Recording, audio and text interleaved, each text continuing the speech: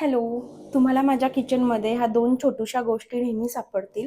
आता हे पोस्ट-इट्स आहेत किंवा ज्याला आपण स्टिकी नोट्स म्हणतो आणि एक साधासा पेन. आता ह्या दोन छोटूशा गोष्टींचा किचनमध्ये काय उपयोग हा प्रश्न तुम्हाला पडला असेल, तर व्हिडिओ शेवटपर्यंत नक्की बघा. खूप दोन साध्या छोट्या गोष्टी आहेत, पण किचनमध्ये खूप उपयोगी आहेत. त्या कशा मी ते सांगणार आहे. चला तर मग हे माझं फ्रीज आहे. फ्रीजवरती तुम्ही पाहू शकता बऱ्याचशा स्टिकी नोट्स आहेत. ह्या स्टिकी नोट्सवरती जे मला सामान लागणार आहे किंवा मी जे रेसिपीज ट्राय करते मी ते लिहून काढते. आता किचनमध्ये कधी काय संपलं असेल किंवा संपणार असेल तर पटकन मी ह्याच्यावरती लिहून काढते आणि लिहून झालं की ते क्रॉस आउट करते.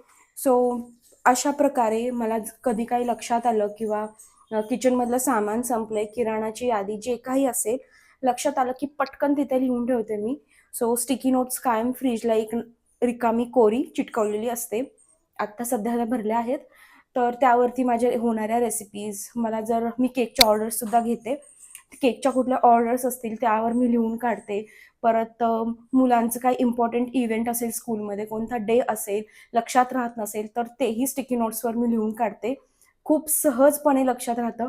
दिवसभरातून 100 वेळेस तर आपण किचनमध्ये येतच असतो. येता जाता स्टिकी नोटकडे लक्षात गेलं की लक्षात राहतं. कधी-कधी पाहुणे येणार असतील तर मेन्यू प्लॅन करायचा असेल, जे डोक्यात असेल, पटकन बनवता येईल, अशा 2-4 ऑप्शन्सही मी त्याच्यावर लिहून ठेवते. सो अशा प्रकारे ह्या दोन छोट्या गोष्टी किचनमध्ये खूप युजफुल आहेत. तुम्ही ट्राय करून बघा. फार झंझट नाहीये.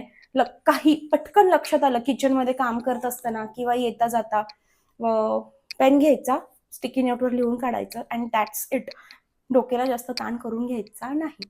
टिप आवडली असेल तर चॅनलला लाईक, शेअर, सबस्क्राईब करायला विसरू नका आणि हा व्हिडिओ तुमच्या फ्रेंड्स आणि फॅमिलीसोबतही शेअर करा. बाय.